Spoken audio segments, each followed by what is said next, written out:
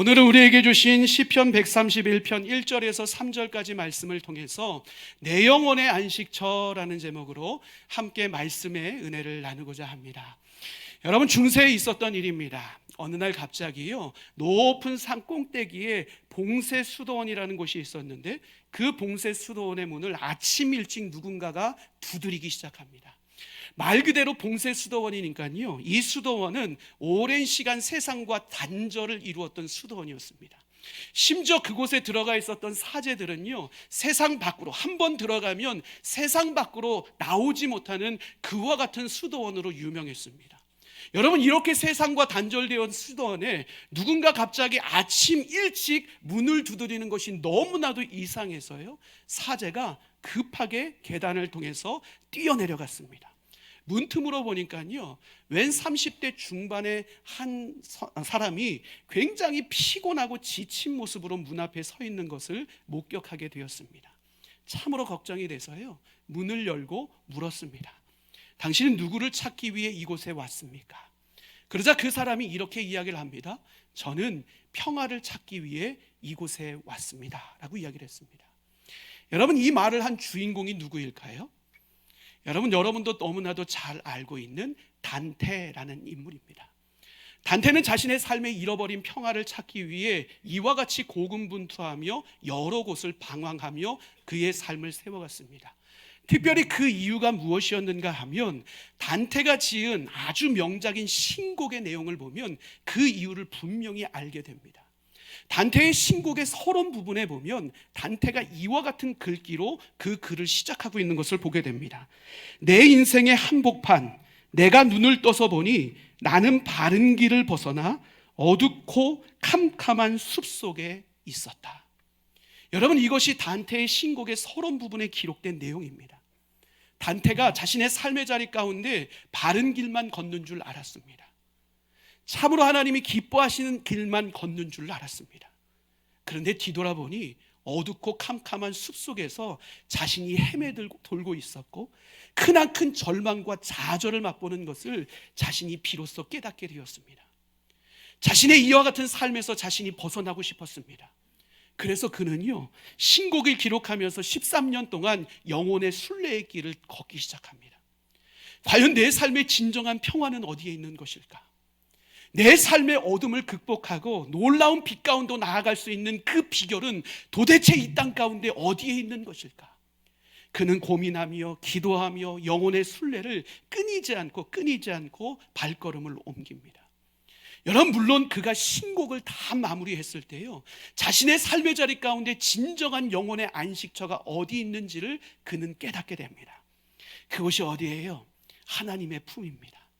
그리고 예수 그리스도의 손길 가운데 거하는 것, 그것이 자신의 인생에 참된 평안함을 주는 길임을 그는 마침내 깨닫게 됩니다.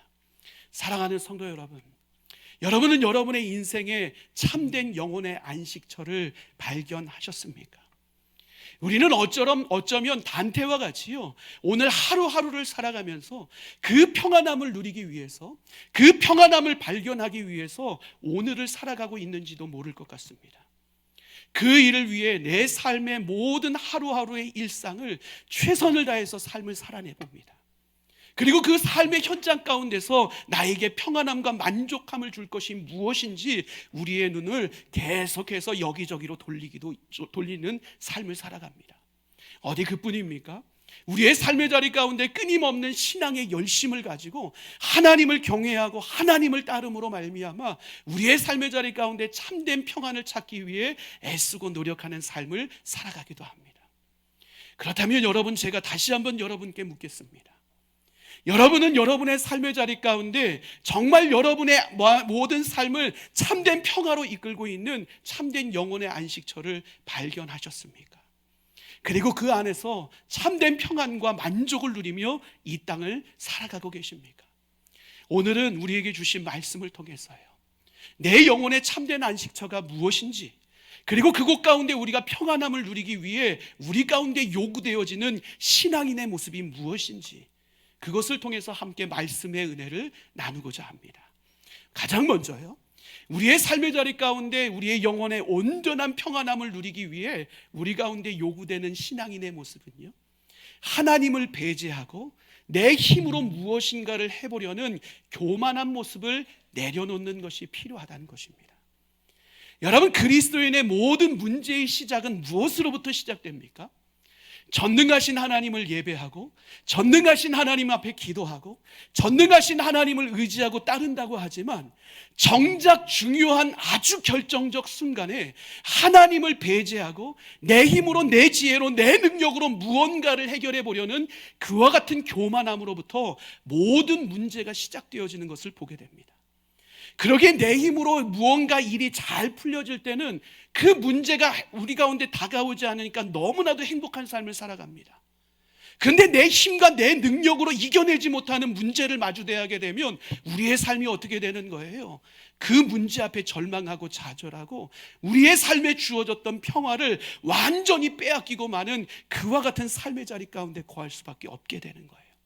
그렇기 때문에 오늘 다윗이 고백하고 있는 것처럼요, 우리는 우리의 삶의 자리 가운데 하나님보다 높아져 있는 교만한 마음과 교만한 눈에 대해서 늘 조심하는 삶을 살아가고 절제하는 삶을 살아가는 것이 우리들의 삶의 모습이 되어야 됨을 우리는 절대로 잊지 말아야 됩니다. 여러분, 왜 우리가 교만한 마음과 교만한 눈을 갖지 말아야 됩니까? 하나님께서 그것을 싫어하시기 때문에 그렇습니다.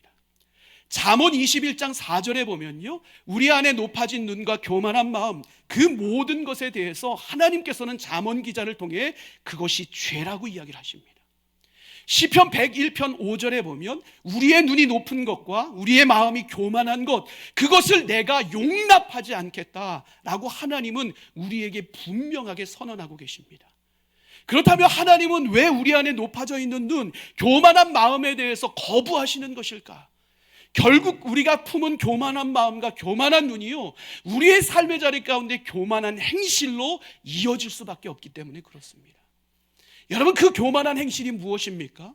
오늘 다윗은 표현하기를요, 큰 일과 감당하기 어려운 놀라운 일이다 라고 이야기를 합니다. 우리는 우리의 마음과 우리의 눈 속에 교만함을 품기 시작할 때 이 큰 일과 감당하지 못하는 일을 무리하게 도전하는 삶을 살아가게 된다는 것입니다. 그렇다면 오늘 다윗이 우리에게 이야기하고 있는 큰 일, 감당할 수 없는 놀라운 일, 이것은 과연 무엇을 의미하는 것일까요? 나에게 주어진 일이 아닌 거예요. 하나님이 나에게 맡겨주신 일이 아니라고요. 하나님이 내 삶을 통해서 기대하시는 일이 전혀 아니라는 거예요. 그럼에도 불구하고 우리의 삶이 어때요? 참 많은 경우에요, 우리는 그것을 취하기 위해서 욕심냅니다.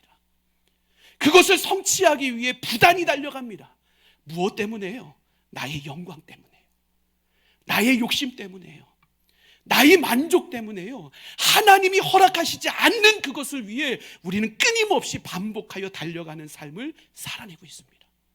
그런데 오늘 다윗은 우리에게 뭐라고 이야기를 합니까? 하나님이 내게 허락하시지 않은 그 일에 대해 나는 힘쓰지 않겠다라고 고백합니다. 여러분, 이것이 바로요, 우리의 영혼의 안식처를 발견할 수 있는 비밀의 열쇠입니다. 우리가 온전한 평안함을 누리기 위해서 바로 무엇을 이루어야 되는가? 우리 안에 교만함을 철저히 하나님 앞에 내려놓는 것, 그것으로부터 우리 안에 참된 평화의 역사가 시작된다는 사실을 우리는 분명히 기억해야 됩니다. 우리는 다윗의 삶을 통해서도 그것을 분명히 깨닫고 발견하게 됩니다. 다윗은 자신에게 허락하시지 않는 그 일을 힘쓰지 않기 위해서 누구보다도 부단히 최선을 다해서 노력했던 사람입니다. 그 예가 성경 가운데 어떻게 드러나요? 다윗이요, 어느 날 자신을 너무나도 괴롭히고 죽이기 위해 쫓아오는 사울, 이 사울을 죽이기 위한 아주 좋은 기회를 마주대하게 되었습니다. 사울이 깊은 잠에 동굴에서 빠져 있었습니다. 그곳 가운데 아무도 존재하지 않았습니다. 다윗이 마음만 먹으면요, 순식간에 사울의 목숨을 빼앗고 자신이 너무 쉽게 왕의 자리에 오를 수 있는 길이 뻔히 보이고 있는 현장이었습니다. 그런데 다윗은요, 그 영혼을 하나님께서 자신에게 허락하지 않으셨다라는 사실을 분명하게 인식합니다. 다윗의 모습이 어땠습니까? 하나님이 허락하시지 않는 그 영혼 털끝 하나 건들지 않고 안전하게 그곳 가운데 도망칠 수 있는 길을 열어주는 다윗의 모습을 보게 됩니다. 어디 그뿐입니까? 하나님 앞에 성전을 건축하길 원하는 마음이 다윗 안에 있었습니다. 하나님의 성전을 건축하는 것 얼마나 거룩하고 영광스러운 일입니까? 그리고 무엇보다도 자신의 이름을 빛낼 수 있는 너무나 중요한 기회를 그가 맞이하게 되었습니다. 그런데 하나님의 말씀이 무엇입니까? 그가 전쟁터에서 참 많은 피를 손에 묻혔기 때문에 거룩한 하나님의 전을 너가 지을 수 없어 라고 하나님 말씀하셨습니다. 하나님의 거부 앞에 다윗이 선택한 것, 하나님의 거부가 하나님의 뜻인 줄 알고 거룩한 성전 짓기를 포기합니다. 욕심이 있었다면, 자기의 의지가 있었다면 얼마든지 하나님의 의지를 무시하고 자신의 의지로 그는 성전을 건축했을 것입니다. 하지만 그는 하나님의 뜻에 철저히 순종합니다. 하나님이 허락하시지 않는 그 일에 눈길조차 주지 않습니다. 그리고 솔로몬에게 모든 것을 양보합니다. 여러분, 이처럼 적어도 다윗이요, 자신의 삶에 주신 그 모든 삶의 자리 가운데 만족하고 그 삶의 현장 가운데 스스로 높아지려고 하는 것이 아니라, 스스로 교만한 자리에 위치하려고 하는 것이 아니라, 하나님이 보여주신 그 길 속에서 하나님이 맡겨주신 삶의 자리에서 순수하게 맡겨진 일에 성실하게 최선을 다해 살아갔을 때요, 그는 하나님의 인도하심 가운데 날마다 평안한 삶을 누리며 이 땅을 살아갈 수 있었습니다. 그런데 우리가 함께 또한 생각해야 될 사건이 무엇입니까? 그가 이와 같이 겸손한 삶을 살아가며 하나님의 놀라운 평화의 역사를 경험했던 그가 일순간에 교만함 가운데 빠지기 시작합니다. 그럴 때 그는요, 하나님이 허락하시지 않았던 한 여인을 마음에 품기 시작합니다. 하나님이 허락하시지 않은 한 여인을 교만한 눈으로 바라보기 시작합니다. 하나님이 허락하시지 않았던 그 여인을 취하는 교만한 행동으로 그 모든 것들이 이어지기 시작합니다. 그가 교만한 마음을 품기 시작했을 때 죄악이 그의 삶을 정복하기 시작했고, 그의 삶이 이 죄악으로 사로잡히기 시작했을 때 순식간에 위기와 절망의 상황 가운데 그가 던져지게 됩니다. 그동안 쌓아왔던 모든 하나님 나라의 평강이 순식간에 무너지는 그와 같은 두려움의 현장 가운데 그가 던져집니다. 그가 이 모든 사건을 경험한 이후에요, 하나님 앞에 어떻게 반응합니까? 그는 밤새워 며칠 동안 침상을 적시며 하나님 앞에 눈물로 헌신하고 호소하며 기도합니다. 주님, 내 안에 정한 마음을, 그리고 정직한 영을 새롭게 해주십시오. 하나님 앞에 간절함으로 기도하고 또 기도합니다. 여러분, 이 기도의 내용이 어떤 기도의 내용이에요? 하나님, 제 교만함이 하나님을 향해 내 안에 있었던 순결한 마음을 잃게 했습니다. 하나님, 내 안에 일어난 교만한 마음이 오직 하나님께로만 시선 돌려야 되는 그 영에 깨어있음을 하나님 무너뜨리는 그와 같은 안타까운 상황을 만들어냈습니다. 하나님, 이 교만한 마음을 내 안에서 멀리 하시고 이제는 내 안에 하나님을 향한 뜨겁고 순결한 마음이 다시 회복되어지게 해주십시오. 세상 바라보는 것이 아니라, 나에게 허락하시지 않는 것 바라보는 것이 아니라, 오직 모든 것을 계획하시고 선한 길로 인도하시는 그 하나님만을 영혼의 눈을 떠서 바라보는 영의 사람으로 내 삶을 다시 세워주시기를 원합니다. 하나님 앞에 간절함으로 기도하고 기도합니다. 긍휼하신 하나님, 그의 회개의 기도에 응답하시고 그를 다시 온전한 평화의 자리 가운데로 초대하시는 것을 우리는 확인하게 됩니다. 이처럼 우리의 삶의 진정한 평화는 전능하신 하나님 앞에 우리의 교만함과 이기심을 내려놓고 그 하나님 아버지의 마음을 분별해 하나님의 뜻대로 순종하며 내 삶을 세워나가는 것, 바로 이 자리부터 놀라운 평화의 역사가 시작될 수 있음을 우리는 절대로 잊지 말아야 됩니다. 여러분, 헬리나 웬이 쓴 상처 입은 치유라라는 책이 있습니다. 그 책에 보면 이와 같은 이야기가 등장을 합니다. 한 나라에요, 4명의 왕자가 함께 살고 있었습니다. 이 4명의 왕자가 어느 날 함께 모여서요, 고민을 하기 시작하는 거예요. 우리에게 주어진 국가를 어떻게 하면 강성한 국가로 세울 수 있을까? 그리고 결론을 내기를요, 4명의 왕자가 각 지역으로, 각 나라로 흩어져서 이 시대 가운데 최첨단의 기술을 배워와서 그 능력으로 강력한 왕국을 세워나가자 결의를 합니다. 그리고 뿔뿔이 다 흩어졌습니다. 그리고 오랜 시간이 지난 이후에 기술을 습득한 4명의 왕자가 다시 한자리에 모였습니다. 첫 번째 왕자가 그렇게 이야기를 합니다. 자신에게 자신 안에 뼈가 주어지면 자신은 이 뼈에 근육을 붙일 수 있는 기술을 배워왔다라고 이야기를 합니다. 그러자 두 번째 왕자가요, 굉장히 자신감 있게 이렇게 이야기를 합니다. 뼈에 근육이 붙어 있다라면 나는 그 위에 피부와 털을 붙일 수 있는 놀라운 기술을 배웠어 라고 자랑합니다. 그러자 세 번째 왕자가 등장을 하더니요, 만약에 그와 같은 일들이 이루어지면 나는 사자의 형상을 만들 수 있는 기술을 배워왔어 자랑을 하기 시작합니다. 그러더니요, 네 번째 왕자가 등장을 해서 콧방귀를 뀌더니 대수롭지도 않게 자신은 사자의 형상이 이루어지면 그곳에 생명을 부여할 수 있는 놀라운 기술을 배워왔어 라고 자랑을 했습니다. 흥분하기 시작합니다. 이 정도의 기술이라면 놀라운 일들을 이 땅 가운데 만들어낼 수 있을 것이다라는 기대함이 4명의 왕자들 가운데 사로잡히기 시작합니다. 그리고 숲속을 향해서 발걸음을 옮깁니다. 각자의 기술을 한번 실험해 보기를 원해서 숲속으로 발걸음을 옮겼습니다. 마침 눈앞에 뼈가 보입니다. 첫 번째 왕자가 등장을 해서요, 그 뼈에 근육을 입히기 시작합니다. 두 번째 왕자가 등장을 해서요, 그 근육 위에 피부와 털을 입히기 시작합니다. 세 번째 왕자가 등장을 했습니다. 그 세 번째 왕자가 사자의 형태를 만듭니다. 마지막으로 네 번째 왕자가 등장을 합니다. 네 번째 왕자가 한 일이 무엇이에요? 사자에게 생명력 있는 능력을 부과합니다. 어떻게 됐을까요? 사나운 사자가 자신의 육적인 본능을 이겨내지 못하고 4명의 왕자를 다 물어뜯어 죽였다는 거예요. 무엇을 이야기를 하는 거예요? 현대를 살아가는 모든 이들의 교만이 이와 같이 자신을 패망의 길로 이끌 수밖에 없다는 사실을 이 이야기를 통해서 들려주기를 원하는 거예요. 사랑하는 성도 여러분, 오늘 우리의 삶의 모습은 어떻습니까? 하나님이 허락하시지 않는 교만한 눈과 마음을 가지고 내가 할 수 없는 영역을 욕심부리며 이 땅을 살아가고 있지는 않습니까? 하나님이 허락하시지 않은 그것을 내 힘으로 감당해 보려고 노력하다가 내 욕망의 창고가 차지 않아 늘 불평하며 원망하며 불신하며 이 땅을 살아가는 것, 그것이 우리들의 모습이 되어 있지는 않습니까? 때로는 나는 높은 자이기에 교만함을 이기지 못하고 늘 인정받는 자리에 있어야 되는데, 누군가 나를 배려해 주지 못하고 인정해 주지 못하고 칭찬해 주지 못하는 이 상황들로 인해서 하루하루를 불편한 마음을 가지고 이 땅을 살아가고 있는 것이 우리들의 모습이 되어버리지는 않습니까?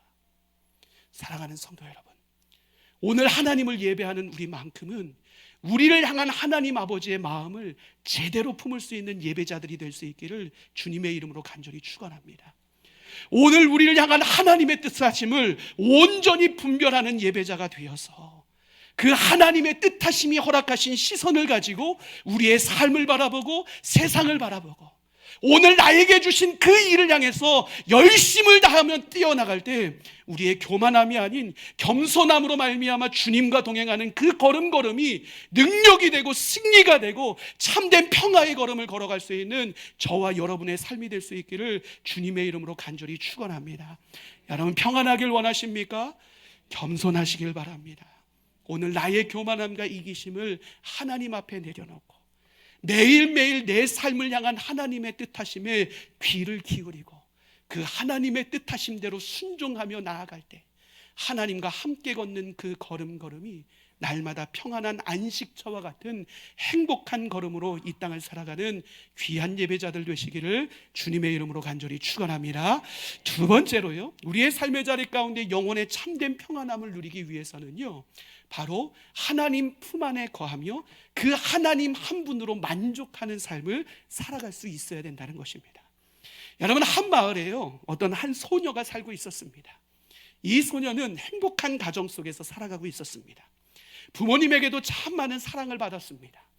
그리고 그 소녀가 살고 있었던 동네 역시도 굉장히 행복하고 따뜻한 동네였습니다. 그런데 비가 잘 내리지 않았던 동네였음에도 불구하고 어느 날 갑자기 폭풍우가 몰아닥치기 시작합니다. 천둥번개가 요란하게 치기 시작합니다. 비바람이 세차게 밀려오기 시작합니다. 모든 동네 사람들이 두려움에 빠지기 시작합니다. 그리고 피난처를 찾아 막 헤매들기 시작합니다.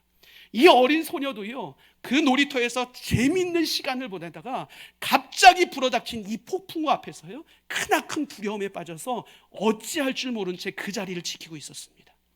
그때 아버지가 나타납니다. 그리고 이 소녀를 끌어안고요, 자신의 집 안으로 들어갑니다. 여전히 비바람은 거세집니다. 창틀이 요동합니다. 번개와 그런 것들이 쾅쾅쾅 울려 퍼짐으로 말미암아 소녀가 두려워하기 시작합니다. 그 소리가 크게 들리면 들릴수록 소녀는 아버지의 품에 더욱더 푹 안기기 시작합니다. 그때 아버지가요, 소녀에게 이렇게 이야기를 합니다. 사랑하는 딸아, 두려워하지 마. 너는 지금 아빠 품에 안겨 있잖아. 내 품 안에 안겨 있으면 그 어떤 것도 너를 해할 수 없단다. 아버지의 따뜻한 음성을 소녀에게 들려줍니다. 소녀가 이 아버지의 음성을 듣고 나서요, 마음의 안정을 찾기 시작합니다. 여전히 밖에는 번개와 천둥이 요란하게 우렁차게 외치고 있습니다. 창틀이 흔들리고 있습니다. 비는 점점 거세지고 있습니다. 그럼에도 불구하고요, 소녀는 아버지의 품 안에서 안정감과 두려움을 뛰어넘는 평안을 누리게 됩니다. 그리고 소녀는 그 아버지의 품 안에서요, 깊은 잠을 청하게 됩니다. 그 이유가 무엇이에요? 아버지의 말씀을 신뢰하기 때문에 그렇습니다. 아버지의 품이라면 모든 것을 이겨낼 수 있을 것이라는 확신이 그 소녀를 강력하게 붙들고 있었기 때문에 그랬습니다. 여러분, 우리의 삶의 자리 가운데도 폭풍우가 몰려올 때가 있습니다. 걱정, 근심, 두려움, 염려, 여러분, 이 모든 것들이 우리를 흔들어낼 때 우리도 절망하고 두려움 가운데 빠집니다.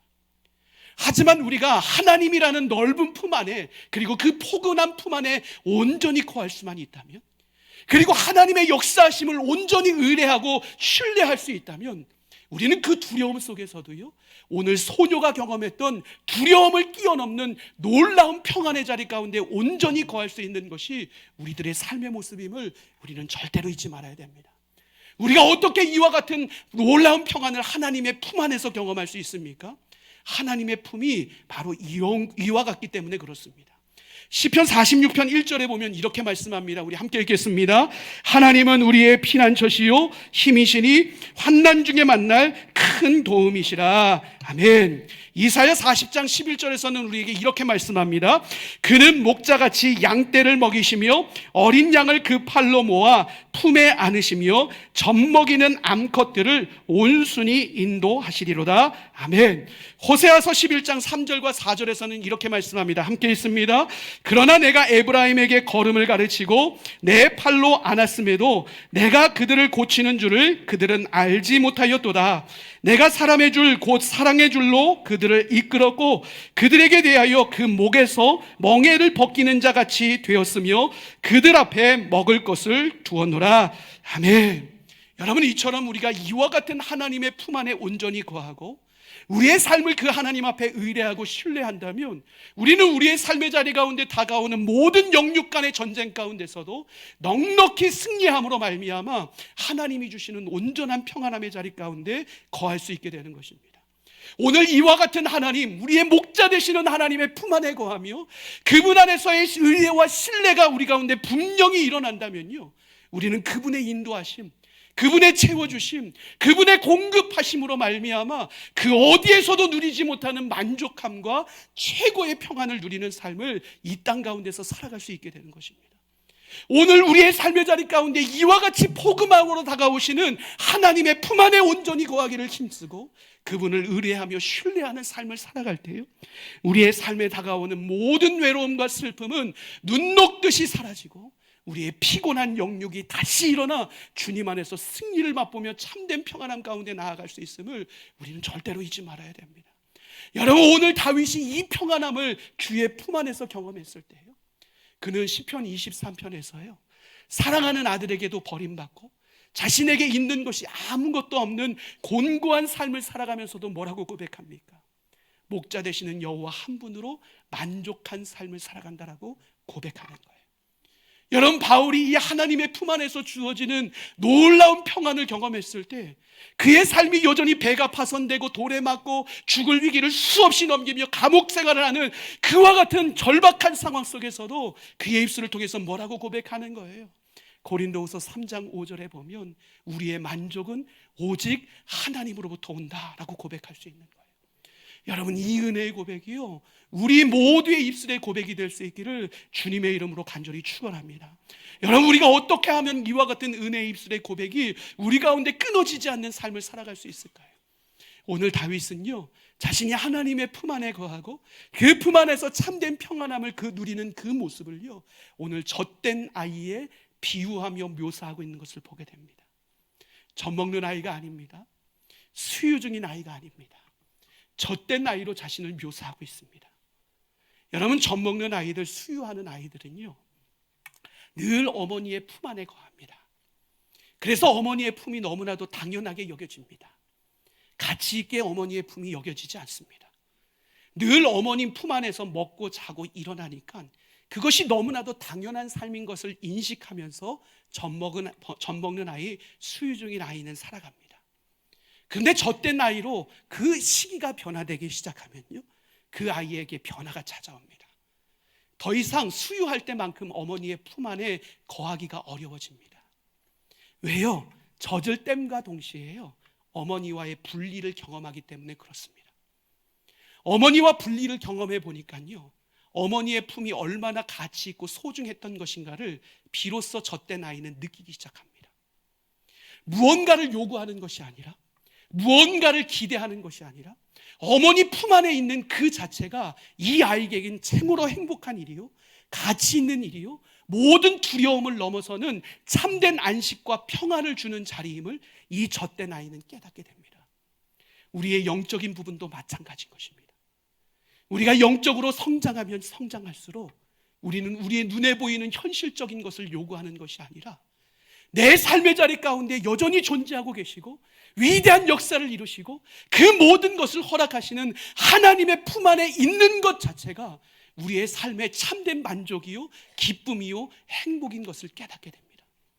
세상에 휩쓸리는 존재가 아니라, 세상에 무너지는 존재가 아니라, 세상에서 실패하는 존재가 아니라 그 하나님 안에 품 안에 온전히 거하는 것 자체가 내 삶의 자리 가운데 진정한 평안을 이룰 수 있는 유일한 길이라는 사실을 영적으로 성숙한 자는 분명히 깨닫게 됩니다.